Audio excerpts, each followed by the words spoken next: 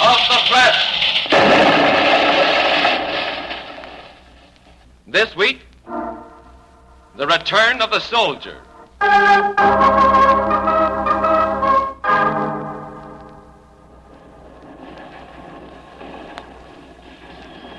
All right, men, keep down. Watch the landmines. Let's go, boys. Stick with me, Sam. Right behind you, boy. Not so fast, lads. And let me go ahead and check. Okay, Bill. Going with him. No, Sam. Stay with me. He's giving us the okay. Let's go. Come on. No! It's Bill. He hit one. Bill! Bill! My leg! My leg! My leg!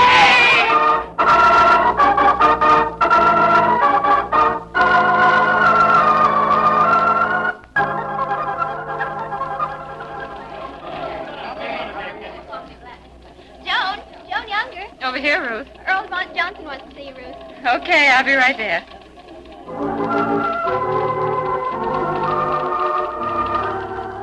Earl Johnson, general manager of the United Press, was waiting when...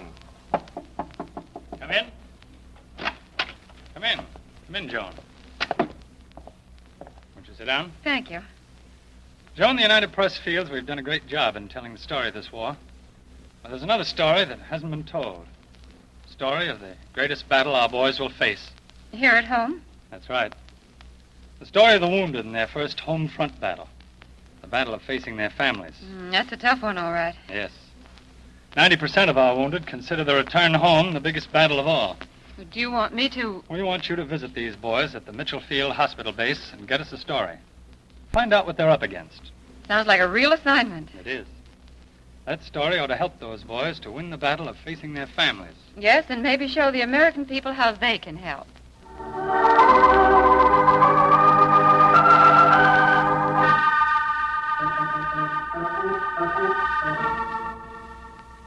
Joan Younger?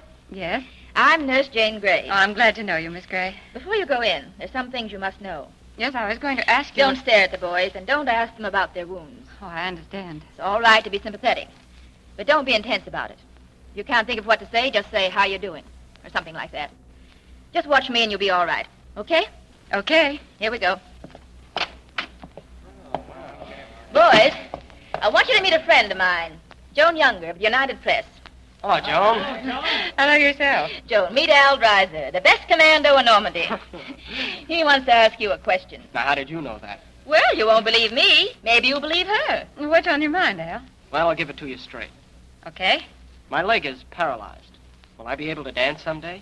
Well, sure you will. I knew it. I knew it. Just like the nurse. What do you mean? How can I dance again when I never have danced in my life? I hate dancing. Well, come around and see the girls at United Press. We'll change your mind. Well, maybe I will. You know, I don't want to go home. But why? Oh, Mom will fix breakfast for me in bed. Sis will tiptoe around and... Oh, gee, I won't have any fun at all. I don't want to be pampered. Did you ever meet such a crazy loon in your life, Joan? I think you're making a mistake, Al. I tell you what. I'm going to wait till my brother-in-law gets home before I call up tonight. Why tell your brother-in-law first? Well, he can tell Sis about me, and then she can tell Ma. It's kind of tough on the folks at home, you know. I don't like to tell Ma because...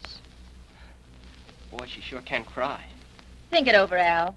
Let me know what you want to do. Okay, Nurse. Thanks, Joan, for coming around. Sure, Al. I'll be seeing you again soon.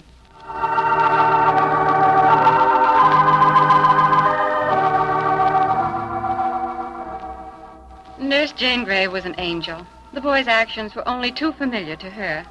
There is no way she can prepare any of their families for the bad news. War Department communications state merely that the boy has been wounded in action. It's left to the soldier himself to give the details. Those who can walk on crutches or in casts telephone as soon as they arrive by hospital plane from England. They call their mothers first, but they rarely mention their wounds. They just say... Sure, I'm fine, Ma. Honest I am. Don't cry, Ma. Please don't cry. Later, those who are married call their wives and attempt to explain what is wrong with them in a general way. I'm home, honey. It's going to be a tough year ahead, but don't worry. I'll be as good as new someday.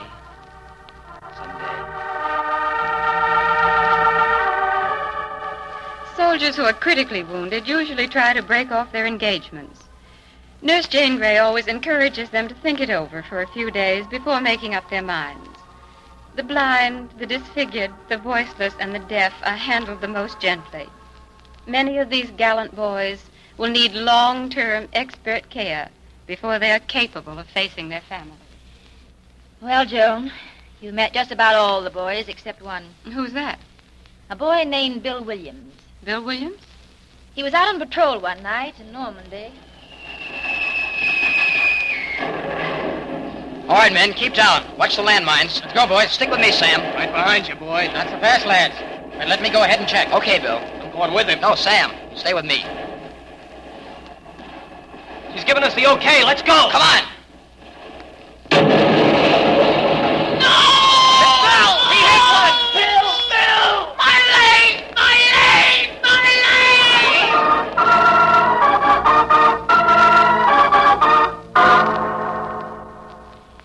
So you see, Bill lost a leg. They brought him in yesterday by plane from England. Poor boy. I've been trying to get him to call his girl. First he says he will, then he changes his mind. Where is he? Over there by the wall. Don't look now. But would you go over and see what you can do? Well, I don't know that I'll be much use, but I'll try.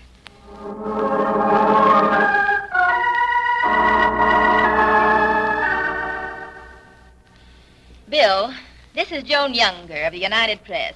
Hello. Hello, Bill. Bill, Joan wants to... I know.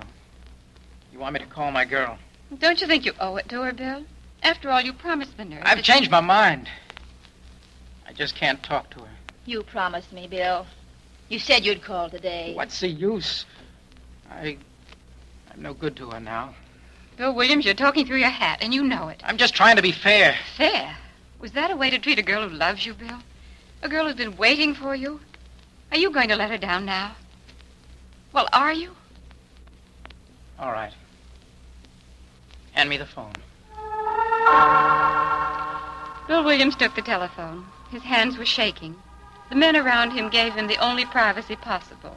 They ignored him. When the call was put through, Bill turned to me. I won't tell her about my leg. I'll just tell her I don't love her. Give her a chance, Bill. Give her a chance. Tears rolled down Bill's face. When he started to talk, his voice was so weak we had to start over again. Hello. Hello, Amy. Bill, Come home, Amy. They brought me home in a plane. are you all right, Bill? Tell me the truth. Are you all right? Sure, I'm fine. Honest, I'm fine. But Yes, darling. look, Amy, Yes? I lost my leg. Oh, Bill, is that all? Is that all? You silly boob. Why don't you ask a doctor for an artificial leg? Look, Amy, we'll talk about our engagement later when I get to a hospital near home. I love you, Bill. You hear? I love you. More than ever. Amy, you don't know what you're saying, honest. I won't hold you to any promises. Bill, you fool. There'll never be anybody but you. Come home to me, Bill. Come home. Oh, honey, don't cry. Please don't. I'll be coming home soon. I'll be waiting, Bill. Please remember, I'll be waiting. Goodbye, Amy. Goodbye, darling. Well, what did I tell you, Bill? Was Joan Younger right? Oh, gosh. Amy was wonderful. You know what she said, Joan? What? She said, why didn't I ask the doctor for an artificial leg? Boy, is she brave.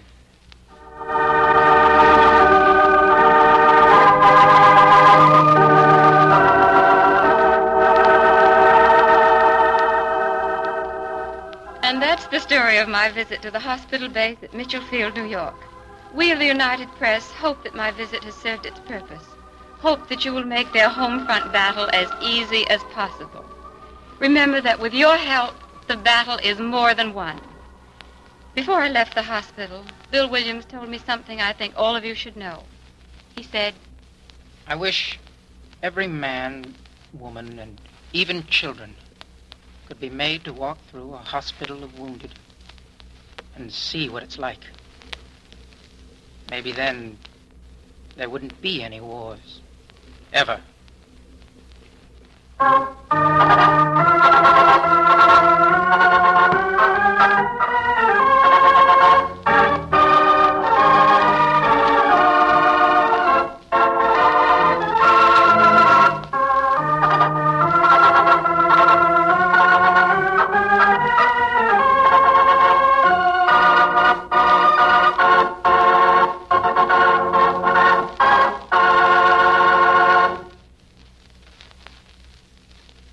You have just heard Joan Younger's dramatic story of the return of the soldier. United Press correspondents cover the world, here at home and all the world battlefronts. We will present another in this series, Soldiers of the Press, soon. Be sure to listen. And meanwhile, remember to listen for United Press news on the air. Look for United Press dispatches in your favorite newspaper. They are your guarantee of the world's best coverage of the world's biggest news.